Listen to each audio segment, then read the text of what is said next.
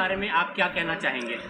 Exhibition जो यहाँ लगी है, जो 4 दिवसीय एग्जीबिशन है, बहुत ही बेहतरीन एग्जीबिशन है। Very informative. एंशिएंट कॉइन्स से लेकर के लेटेस्ट जो करेंसीज हैं उसको बहुत अच्छी तरह से डिस्प्ले किया गया है। जितने भी पार्टिसिपेंट्स हैं जिन्होंने अपना डिस्प्ले यहाँ पर किया है, एग्जिबिट किया हुआ है कॉइन्स का, वो भी वेल इन्फॉर्म्ड इंफॉर्मेशन के साथ में किया है और बेहतरीन है। ये बहुत इम्पॉर्टेंट है कि नागपुर शहर के अंदर इस तरह की एग्जीबिशन करके लोगों का जो ज्ञानवर्धन हो रहा है, ये सबसे इम्पॉर्टेंट बात है। और मैं आपके माध्यम से सारे कॉइन कलेक्टर्स को ये बधाई देना चाहता हूँ कि इस तरह से काम करके आप अपने संस्कृति, अपने इतिहास को बचाने का प्रयास कर रहे हैं। धन्यवाद। स्वागत है आपका अच्छी दुनिया और NIL TV न्यूज़ में। आज हम एक ऐसी विशेष शख्सियत से भी मिलने जा रहे हैं जो आपको कॉइन्स के बारे में बताएंगे कि पुरातन अर्थव्यवस्था में किन सिक्कों का, किस प्रकार की करेंसी का उपयोग होता था। आज हमारे बीच है मिस्टर सोहम रामटेके जी। उनसे बात करते हैं क्या विशेषता है इस आयोजन की। नमस्कार सर।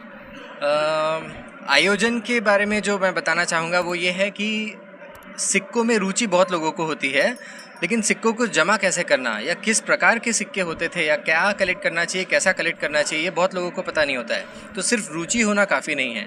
तो जिनको रुचि है उन लोगों को कहाँ से कलेक्ट करना चाहिए और क्या क्या सिक्के किस तरह से कैसे कलेक्ट करना चाहिए, उसके लिए प्रदर्शनी रखी गई है। यहाँ पे इंडियन, फॉरेन, नए, पुराने हर प्रकार के सिक्के जो है वो डिस्प्ले किए हैं लोगों ने।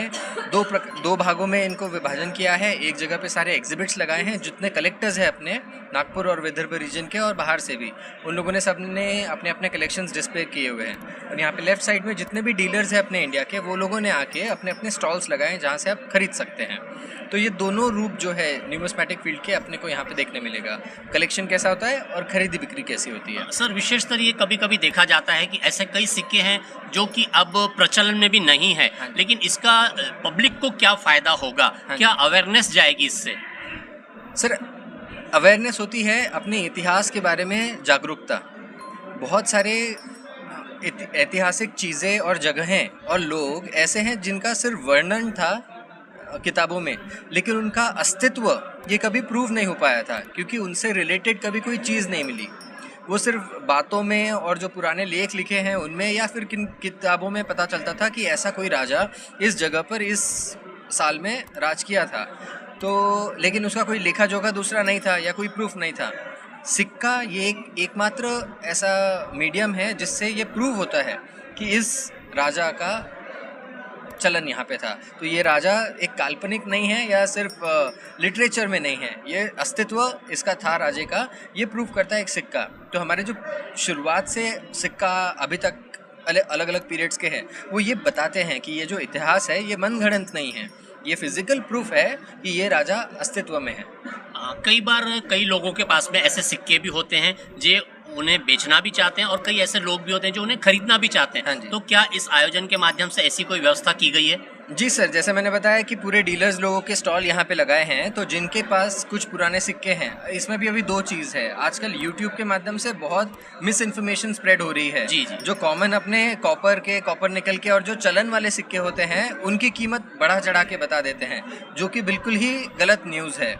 मोस्टली जो सिल्वर या गोल्ड के सिक्के होते थे और कम से कम 1000 साल पुराने सिक्के होते थे, वो कलेक्टेबल बोले जाते हैं। उनमें आपको जो नॉर्मल प्राइस से थोड़ा ज़्यादा प्राइस मिलता है। बाकी मोस्ट ऑफ द सिक्के जो होते हैं अपने आज़ादी के बाद वाले या ब्रिटिश पीरियड वाले, किसी भी दूसरे मेटल के होंगे, वो वाले कॉमन होते हैं, किलो से मिलते हैं। तो उसमें ऐसा वैशिष्ट वगैरह होना ऐसा कोई बात नहीं होती है। तो आप आके यहाँ पे सिक्के खरीद भी सकते हैं, जो महत्वपूर्ण सिक्के होते हैं वो, और जो आपके पास सिक्के हैं वो चाहे तो आप दिखा भी सकते हैं। आपको कंफर्म भी हो जाएगा कि क्या ये बेचने के लायक है या नहीं, और अगर उसमें से कुछ काम का होगा तो वो बिक्री भी हो जाएगा। आजकल की युवा पीढ़ी ज़्यादातर व्हाट्सएप, फेसबुक इन्हीं चीज़ों में रखती है और अपने फोटोग्राफ्स की रील्स ज़्यादा कलेक्ट करने की कोशिश करती है। तो आप उन्हें क्या मैसेज देंगे? वो ये कहती हैं कि ये बूढ़ों का काम है, बुढ़े लोगों का काम है इस तरीके के सिक्के या नोट जमा करना।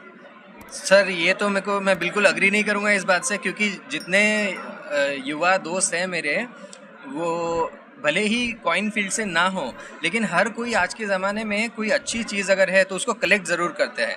कलेक्ट क्या करते हैं, जैसे हम छोटे होते थे तो हम लोग माचिस की डिब्बी या फिर स्टैम्प्स या ऐसे कुछ कुछ चीज़ें जमा करते थे। आज के लोग भी कलेक्ट करते हैं, अलग अलग चीज़ों को कलेक्ट करते हैं। तो ये कलेक्शन करने की हॉबी ये ख़त्म नहीं हुई है, बस कलेक्शन कैसे करना उसका मीडियम थोड़ा सा चेंज हो गया है। जैसे आज अगर अपन बोलेंगे कि हर एक के पास क्रेडिट कार्ड है, तो इसका ये मतलब नहीं है ना कि नोट कोई रखता ही नहीं है। क्रेडिट कार्ड, जहाँ क्रेडिट कार्ड वापरना है वहाँ पे वापरा जाएगा, लेकिन साथ में कैश भी हम रखते हैं, तो दोनों का साथ में चलन होता है। तो वैसे ही इंस्टाग्राम या यूट्यूब जो है वो रील को आप अपने एल्बम में लगा के घर पे रख नहीं सकते। अपने नातू पोतू को वो ऐसे रील नहीं दिखाएंगे आप एल्बम में, लेकिन आज जो आप सिक्के या नोट जमा करके रखेंगे वो आप अपने बच्चों को और उनके बच्चों को दिखा पाएंगे और एक एज ए हेरिटेज आप उनको गिफ्ट कर पाएंगे।